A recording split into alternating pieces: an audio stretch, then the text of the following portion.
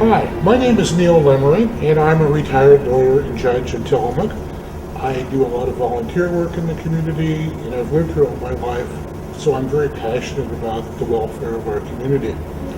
As we move into challenging times with the coronavirus, I decided to share some of my thoughts about moving into a quieter time. How often do we wonder out loud why life is so hectic and complain that we don't have enough time? Our lives are full of obligations, errands, events, endless demands on our time. And yet we often feel that we don't tend to the important things in life. We are bombarded by demands for even more obligations and commitments, and our growing collection of electronic chirping and beeping further strains our capacity to maintain our lives. How do we really want fewer obligations and more time to kick back and enjoy life? I think we do, but we simply haven't had permission to do that. Well, now we have that opportunity.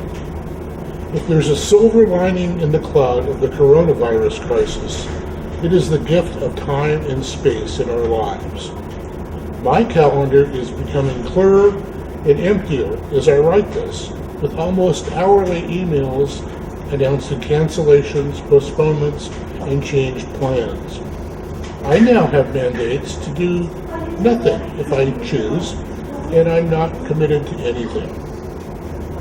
Public health officials and the governor are taking drastic actions to call us to a simpler, less hectic life.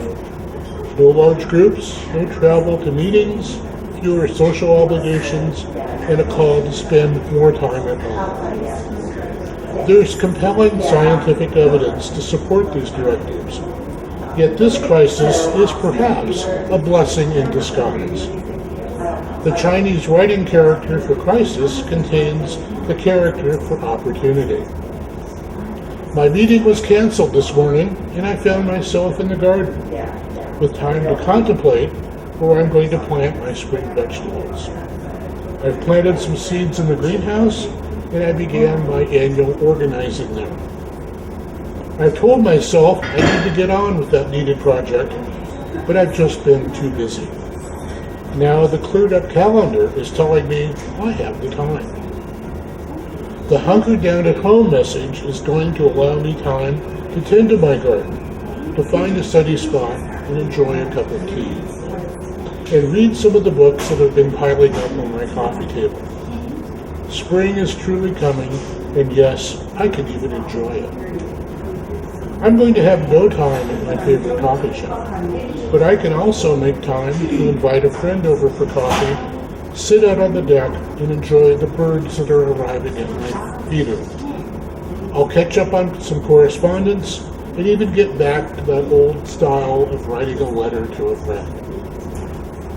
We have a month, at least, with legitimate excuses to dial back the pace of life, to take our foot off the gas and take a breath. I'll even avoid meetings that perhaps weren't really all that essential.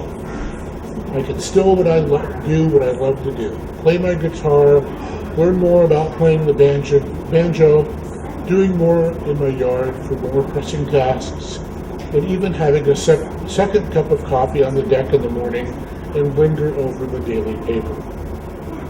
I suspect my friends who are working will have even more time to enjoy their family at home and be more productive in their own lives.